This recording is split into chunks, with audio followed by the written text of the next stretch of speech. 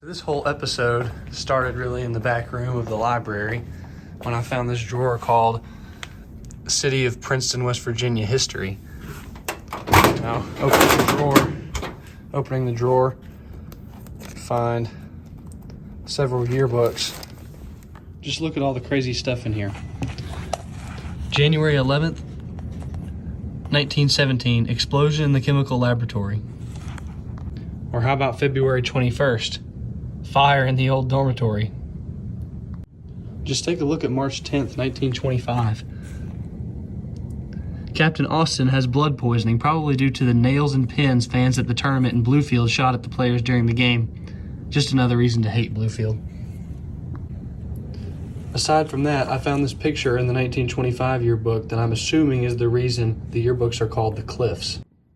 Turns out that the 1917 yearbook can shed some light on this information. There was apparently a sophomore-senior hike on October 14th, 1916. You can see from the information on this page that the cliffs are located about 4 miles north of Princeton. Now, I'm only assuming that the photograph and the cliffs are the same place, but I'll have to go to the public library to check out some more information about it. I'm here at the library, and the librarian pointed me over to this room called the West Virginia room. It's got all the older books in the library. There's not much in here about the cliffs, and the yearbooks only go back to 1953. There are some other interesting things in here, though. Just look at this census from 1880.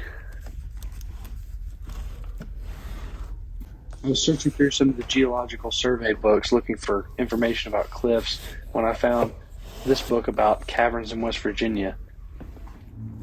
Turns out there's more caves in Mercer County than I thought. It's crazy how much of this information you can't find anywhere online.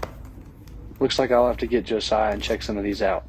Our first stop was at the Thompson School Cave, located just south of Ada.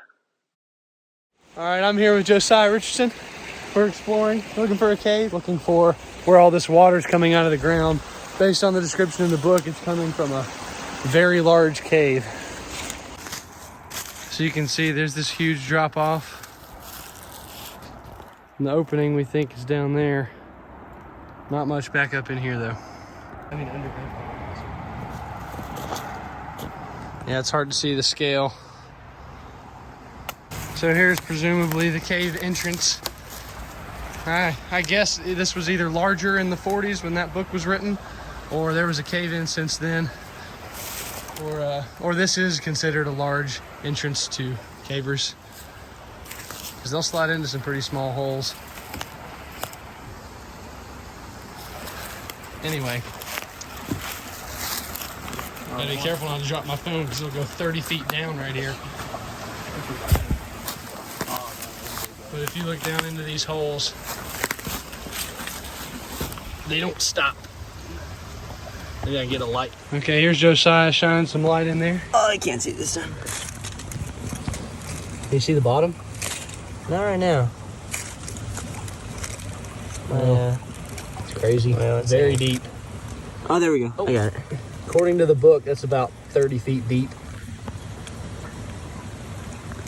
We now observe as the wild Josiah does his workout in the Princeton National Forest, a national wonder preserved over centuries. As he finishes his workout, he prepares on his long journey back home to the Honda. He takes a couple steps, hoping to not fall in the leaf pile, before jumping treacherously down. We never know where the Josiah's at, but he always gets back to the Honda. Aye, aye, aye.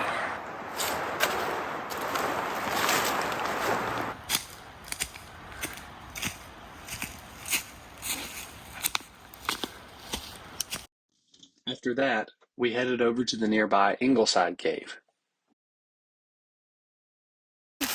Alright, we got another cave option out here in the boonies. Alright. And I'm not taking an action shot of Josiah right now. This is not an action shot. This is more of an exposition shot of us looking for a cave.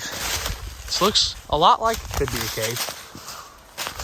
Turns out there's nothing up there. They kind of destroyed the upper half of the mountain where the cave probably would have been. Walking under a bridge. Hi. There's an I-beam. We're definitely gonna steal that We are later. grabbing that, for sure. I think it was I-beam acquired. Today, I-beam was found by iPhone. The phone for you. Shot on iPhone. This is where our taxpayer money is going. A zip-tied bolt. Thank you, whoever built this road. Oh yeah, there's the I-beam we found. After that brief distraction with the caves, I returned my attention to the cliffs from the 1917 and 25 yearbooks. Based on the 1917 yearbook, the cliffs are located about 4 miles north of Princeton. In the 1925 image, we can see a creek or river with a very specific bend in the background. Drawing a 4-mile radius around Mercer Elementary, the location of East River High School in 1917, we can see that the only flowing water north of Princeton large enough to fit the bill is a short section of the Bluestone River. This makes sense considering that the main northbound road out of Princeton heads that way. Also, only about 3 points match the curvature of the river and the elevation nearby to provide the right angle for the shot. When you see the 1925 photograph next to the locations in Google Earth, you can see why I was getting pretty excited. With this information, I headed toward Kegley to test the hypothesis. Here we are at location 1. Heading up. You can see the cliffs up in there. Here I am about 3/4 of the way up. There's definitely cliffs here. Just gotta see if I can find the right ones.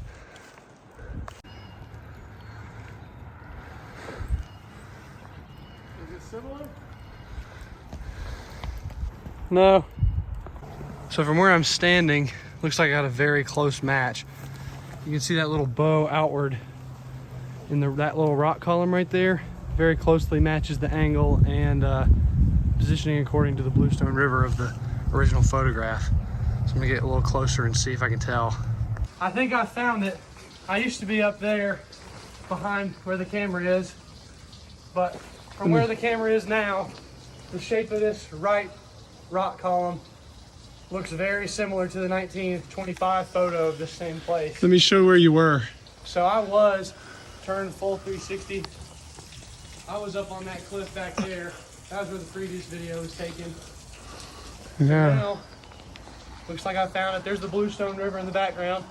Didn't even have to check spots 2 and 3. I might come out here later just to make sure. But pretty close right there. It's a steep climb up here too. It's not gonna get much better than that. That's a pretty close match. Yeah. All right. Here's where we gotta figure out when do we go down.